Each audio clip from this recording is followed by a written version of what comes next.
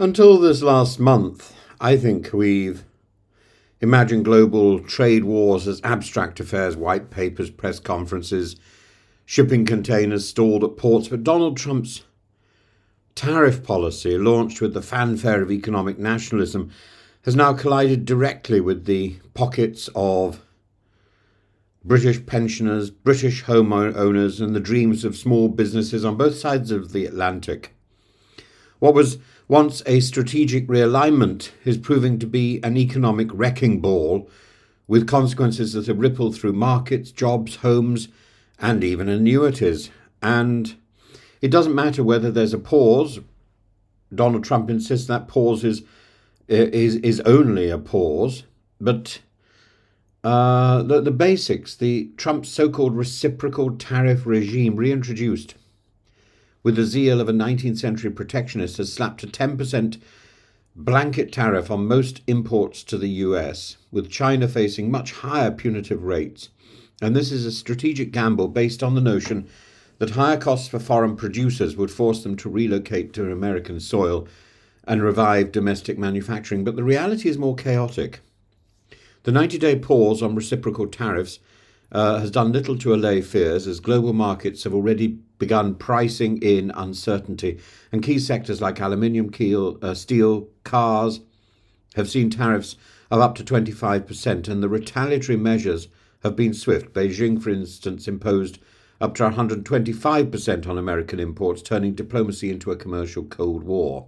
Now, to the crux of the matter, the £12 billion loss absorbed, for example, by Scottish pension funds, that's not theoretical damage. It equates to nearly £6,000 wiped off a mid-career pension pot in the UK.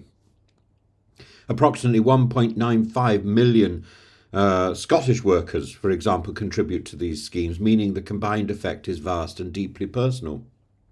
Tom Selby from AJ Bell explains the danger of someone nearing retirement is heavily invested in equities and markets plunge because of trade shocks. They may be forced either to delay retirement or accept a diminished annuity. And that isn't just Scotland. All across the UK, pensions have been rattled by the volatility introduced by Washington's stupidity. The political backlash is growing. Even Republicans in the US Senate, long hesitant to challenge Trump, are breaking ranks. Economists at the Bank of England and Allianz warn of looming global slowdowns. Consumer goods like iPhones could jump by hundreds of dollars. And let's not forget London's housing market, already sluggish, now further destabilised by global uncertainty and falling international interest. Rachel Reeves, to her credit, is engaging with Washington, but how much leverage does Britain truly have when negotiating with a man who sees tariffs as bargaining chips, not economic instruments? The deeper problem, however, is structural. Trump's fixation with goods, with cars, aluminium, soybeans, ignores the fastest growing sector in international trade, which is services. Cloud computing, insurance, outsourcing, creative industries. The US dominates this field, and yet if Trump ever turns his attention there, the fallout will be even worse. Services are notoriously hard to tariff, but retaliation in this domain, such as China limiting Hollywood imports or the EU targeting American tech firms, would upend the global digital economy.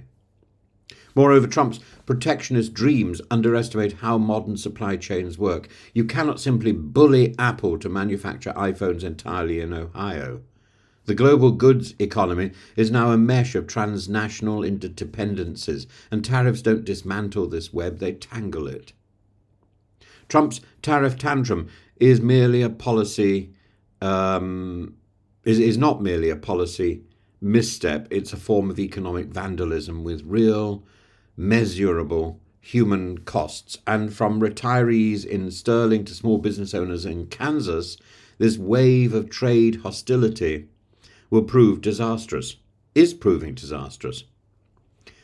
I hope that the pressure from investors, from businesses and voters forces a retraction, but I don't have a lot of confidence that's going to happen. Until then, we're watching a familiar lesson being relearned, that the road to protectionism is paved with unintended consequences and pension fund losses. And this is a very bumpy road indeed. This is not a road down which anyone would choose to travel, anyone with any sanity. Trump, I'm afraid, abandoned that caution and that sanity long ago. But hey, you get what you vote for.